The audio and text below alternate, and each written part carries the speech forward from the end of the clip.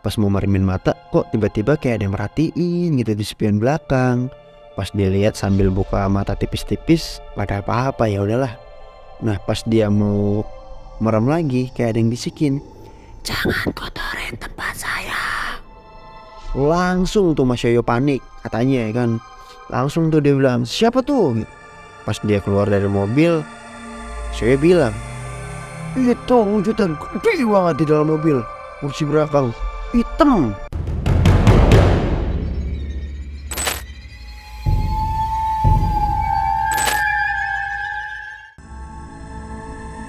Halo Unlogic Squad, dimanapun kalian berada. Semoga kalian dalam perlindungan Tuhan Yang Maha Esa. Gue akan membagikan cerita-cerita horor dari berbagai pengalaman seseorang yang berbagi kisah sama gue. Ya, kali ini gue bakal membacain ceritanya dari Mas Yoyo. Semua berawal dari Jakarta nih menuju puncak. Jadi Mas Yoyo ini berempat gitu, kayak double date gitu. Si Yoyo sama ceweknya gitu, terus temennya sama ceweknya juga. Nah, temennya si Yoyo tuh sama si Yoyo tuh jalan gitu ke daerah puncak satu mobil gitu. Ya udah, mereka tuh ke puncak posisi malam minggu, ya kan. Perjalanannya tuh lumayan macet dari Jakarta menuju puncak tuh, bener kayak jalan itu ngerayap. Mobil ini tuh bener-bener gak bisa gerak gitu, hampir 2 jam lah di jalan gitu. Nah, pas posisi macet tuh udah posisi jam 11 malam gitu. Nah kan kita kan sebenarnya hari minggunya tuh kayak pengen ke tempat wisata gitu kan. Cuman kalau misalkan emang larut malam banget, kayaknya buat nyari villa atau penginapan kan pasti susah banget tuh, ya kan. Gak bakal dapet juga. Ya udah, akhirnya Mas Yoyo turun tuh dari mobil gitu, datengin mamang-mamang villa yang biasa manggilin pelanggan gitu. Turun tuh si Yoyo. Ya udah nih, Mas Yoyo tanya sama mamang itu gitu, "Mang, ada villa kosong nggak?" Kata mamang villanya, "Ada, ayo saya anterin." Dianterin tuh iring-iringan. Jadi dia naik motor di depan, Mas Yoyo sama temen-temennya sama ceweknya tuh di belakang naik mobil gitu kan. Masuk tuh ke dalam gang kecil gitu. Udah gitu kan jalannya curam tuh ya, ke bawah-bawah gitu. Nah, posisi mobil tuh sampai ke ujung tuh nggak bisa masuk karena jalanannya kan kecil banget gitu. Akhirnya ya udah, Mas Yoyo berempat tuh jalan tuh bareng sama ngomong villa itu buat ngeliat villanya kira-kira cocok nggak gitu kan. Nah, Mas Yoyo itu mikir villa itu besar kali ya gitu, apa gimana gitulah, kayak yang villa pada umumnya gitu, ada kolam renangnya gini-gini gitu. Nah, pas Mas Yoyo lihat, ya Allah, ini mah bukan villa, tapi ini mah kontrakan petakan gitu, mana jorok banget ya. Udah gitu spraynya kotor gitu, nggak layak pakai lah, udah kayak ada minyak-minyaknya gitu. Wah, jijik banget lah ngeliatnya. Ya udah, akhirnya Mas Yoyo cabut tuh, nggak jadi ke villa itu. Mas Yoyo sama teman-temannya akhirnya cabut, cuma dikasih duit ceban lah buat beli rokok, ya kan, si mamang itu karena udah nganterin gitu. Mana mau udah buat amer, cari lagi tuh villa yang lain gitu. Macet sih udah nggak terlalu macet lah ya, maksudnya macet masih jalan, cuman ya jalan-jalannya bener-bener ngerayap banget. Ya kira-kira ya paling mobil 20 meter kilo per jam lah. Nah waktu itu kira-kira udah jam 1 malam nih. Ya udah, gue samperin lagi tuh mau villa yang lain. "Mang, nggak ada villa apa yang agak bagusan Mang gitu, saya mau rumah gitu, bukannya kayak kontrak-kontrakan gitu Mang. Ada villa, bentar ya saya kontak dulu orangnya nih." Dikontak nih masih mamang itu, ya kan. Terus kata si Yoyo, "Kalau bisa yang bersih Mang gitu, yang enak lah buat mandi, buat bersih-bersih." Ya udah, akhirnya mamang villa itu nganterin kita tuh iring-iringan lagi naik motor, ya kan. Nah pas udah sampai, si Yoyo bilang, "Nah ini mendingan nih gitu, jalannya gede lagi gitu. Udah gitu nggak kayak tadi nih masuk gang gitu." Posisi hujan rintik-rintik tuh malam itu tuh, yang tadinya jalan ramai buat gitu kan di depan macet-macetan. Pas masuk ke dalam gang langsung sepi banget, suara jangkrik doang tuh, kanan kiri mana pohon gede-gede banget gitu, kagak ada orang. Nah udah tuh posisi udah sampai di depan villanya gede banget, pagarnya lumayan tinggi lah. Tapi ini kayaknya sih lebih ke desanya gitu, artinya bukan ke jalan besar gitu, ke warung jauh, kemana-mana jauh gitu. Ya udah akhirnya dapet tuh villa tuh, ya kan. Posisi villa ada 2 rumah, di depan sama di belakang kayak gitu. Ya udah Mas Yoyo dianterin tuh ke villa yang di belakang. Kata si mamangnya, kalau yang ini mau nggak gitu. Ya udah Mas Yoyo lihat dulu kan villanya, ya kan. Nah ruangan sekitar itu tuh banyak banget lukisan gitu. Mas Yoyo lihat ada beberapa lukisan yang wanita telanjang. Jadi buah dadanya tuh kelihatan, matanya tuh tajam banget gitu. Kayak ngeliatin mereka lah, kayak mereka tuh kayak pengen berbuat jahat gitu. Perhatiin tuh sama si Mas Yoyo tuh. Nah pas Mas Yoyo balik badan gitu, kayaknya tuh lukisan tuh ngedipin dia gitu. Wah ini gila sih gitu. Ya udahlah dia berpikir positive thinking aja lah. Dia ternyata baik kok, nggak mau yang macem-macem gitu kan. Nah ceweknya si Mas Yoyo keberatan. Aku nggak mau serem. Oke. Nah, terus gimana ya? Gue posisi udah jam 1 lewat gitu kan. Kalau misalkan divisualin nih, hampir semua dinding lukisan itu lukisannya cewek telanjang. Terus banyak banget tuh patung-patung yang serem lah. Ada lukisan harimau, udah gitu kasurnya tuh kayak kasur jadul lah. Spraynya juga spray zaman dulu, gimana sih? Makin horor aja tempat gitu kan.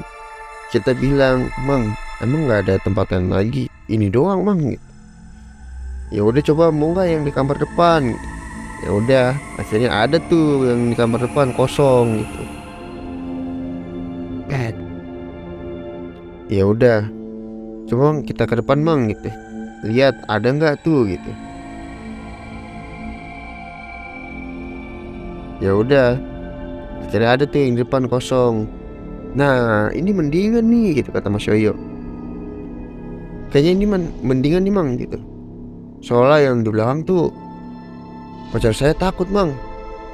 Jadi dianterin tuh sama si Mamang ke dalam rumahnya segala macam. Kita cek kamar, emang nggak ada lukisan apa segala macam gitu. Kamar gede banget. Ya udah si Mas Yoyo pilih kan kamar ini. Nah kamar cewek ya kamar cewek, kamar cowok ya ada kamar cowok, cuman ada satu kamar yang kosong gitu. Ya udahlah gitu. Akhirnya sebagian cewek istirahat gitu. Terus Mas Yoyonya tuh bersihin barang di mobil lah, kurang lebih ya kisaran setengah jam lah gitu. Sembari dia nyari-nyari apa gitu di mobil. Nah posisi temennya ini sama ceweknya nggak tahu tuh kemana tuh, ya kan.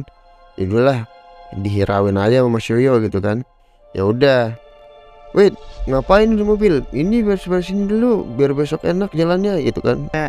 Gue tidur tuh sama si Mas Yoyo ini gitu. Nah Mas Yoyo ini kan udah kayak malam-malam gitu. Gue tanya ya, "Yuk lu ngantuk gak?" "Kagak nih, gue gak bisa tidur, kayaknya panas banget dah" gitu. Ya udah dong ya kan, gue juga sama nih, yuk asem lagi gak ada rokok, apa kita cari rokok ke depan ya gitu. Nah akhirnya dia ngomong gini, "Masalahnya warung di mana? Lu tau sendiri kita ke dalam aja udah jauh banget gitu kan. Ini bener-bener di kampung banget gitu. Ya udah cari aja pakai mobil," gue bilang gitu kan. Yaudah tuh akhirnya gua sama Yoyo naik mobil dong buat cari rokok. Gue cari tuh sepanjang jalan, nggak ada tuh tukang rokok yang pinggiran gitu, kayak tukang kelontong gitu, pedagang kelontong tuh nggak ada. Ya ini ujung-ujungnya gue sampai ke jalan besar tuh, adalah kurang lebih kisaran 7 kilo mungkin ya, 7 sampai ya 8 kilo gitu. Ya udah ujung-ujungnya gue ke minimarket tuh ya kan. Untungnya jalan tuh udah sepi, akhirnya gue baliknya ya udah nggak begitu macet. Pas gue balik di pertengahan nih menuju villa nih, mana pohonnya gede-gede banget di kanan kiri. Mobil gue mogok. Ngaget ya kan. Gue tanya dong sama Yoyo, "Yo mobil kenapa yo mogok?" Saya bilang, "Wah gue nggak tahu nih, kagak hidup bray." Ya udah akhirnya dicek tuh businya sama si Yoyo tuh. Ya udah dicek tuh masih aman kata dia gitu. "Terus gimana nih, coba radiatornya," gue bilang gitu kan. Akhirnya dicek masih aman kok gitu. gue mau nyoba nih telepon ke cewek gue kan. Tapi pas gue mau telepon, posisi gue gak ada sinyal. Terus dibilang nih sama si Yoyo, "Beng, lo ada sinyal gak?" "Kagak ada bang," gue bilang gitu. "Gimana dong ya? Emang lo gak bawa HP?" Gue bilang gitu sama si Mas Yoyo. Waduh, gue gak bawa lagi. Gue gak kepikiran bawa HP. Gue pikir kan deket. Ya udah tuh, mau gimana ya kan? Ada kakek-kakek tuh jalan pakai tongkat. Ya kayak tek tek tek gitu lah. Diliatin tuh kita berdua. Terus negor tuh kakek-kakek itu sama gue, bilang, "Kunaon eta mobilnya dek?" Gitu. "Iya bah, ini mobilnya mogok bah. Nggak tahu nih kenapa gitu. Bilangin sama teman kamu ya, dia teh harus bersih badannya, jangan kotor gitu. Bilangin sama teman kamu ya, dia harus bersihin badannya, jangan kotor."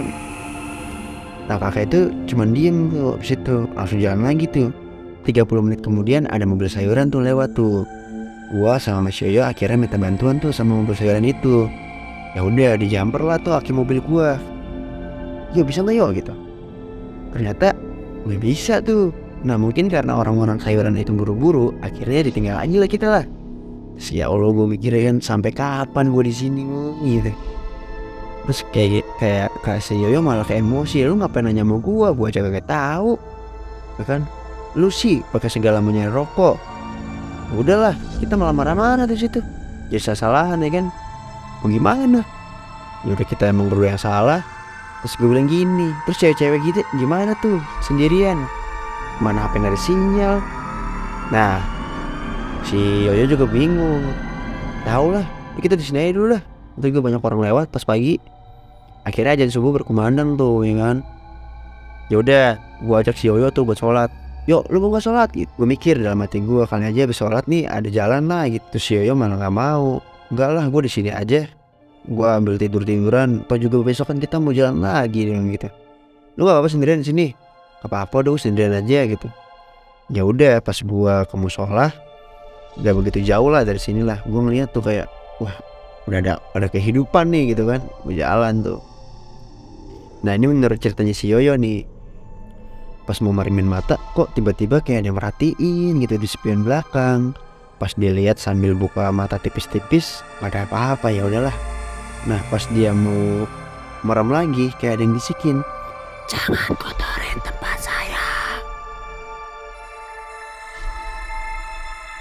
Langsung tuh dia bilang, "Siapa tuh?" Pas dia keluar dari mobil, saya bilang, "Itu wujudan gede banget di dalam mobil, kursi belakang hitam." Mas Yoyo nyamperin gue tuh, lari terbirit-birit tuh. Udah pada bubar kan sholat subuh. Aku bilang, "Kenapa lu?" "Beng, gue lihat kudu gede banget." "Di mana?" "Yang bener lu, coba istighfar. Sumpah." Astagfirullahaladzim. "Yaudah yuk ke mobil, ayo temenin gua." Ya udah sabar gue bilang gitu kan. Ya udah tuh, matahari tuh udah mulai terbit lah sekitar jam 6-an lah. Ya udah gue cek sekitar mobil dong, ya kan gak ada apa-apa nih. Nah udah banyak orang tuh. Akhirnya gue minta tolong lah sama warga sekitar ya kan, buat dorong atau apalah gitu.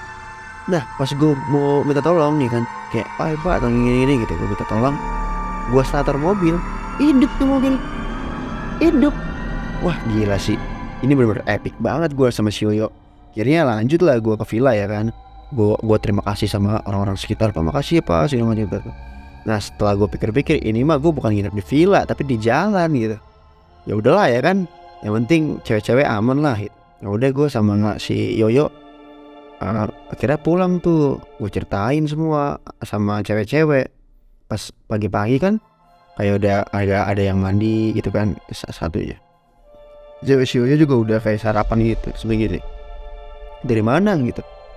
Terus diceritain semua kejadian itu sama cewek-cewek itu. Sontak cewek gua kaget. "Kamu jangan bercanda yang," dia bilang gitu kan. "Lah emang kenapa?" "Orang aku sama Yoyo dari semalam kejebak mogok di jalan. Aku mau ngabarin kamu tapi gak ada sinyal ya kan." Nah si Yoyo juga gak bawa HP. Nah cewek gua ngomong gini, "Semalam kamu tau gak sih, Yoyo sama kamu tuh ada di ruang tamu lagi duduk aja." Terus aku tegur dong, kamu nggak masuk yang gitu. Besok pagi loh, terus itu cewek gue nih gitu ngomong kayak gitu. Terus gue kayak kaget, hah? Maksudnya kamu lihat aku? Iya, aku lihat kamu. Kamu ngelantur kali ya? Gue bilang gitu. Jelas-jelas aku beli rokok nggak bisa balik, mobilnya mogok. Pas udah di lokasi hiburan di puncak, akhirnya si Ayu ngomong juga nih sama cewek gue. Jelas-jelas aku beli rokok nggak bisa balik, mobilnya mogok. Akhirnya udah tuh pada kayak, oh ya bener, gue udah lah. Nggak hirauin. Akhirnya kita berangkat tuh ya kan, berangkat ke lokasi hiburan. Ya udah, mata mana perih banget ya kan, niatnya mau liburan malah kejebak kayak begini.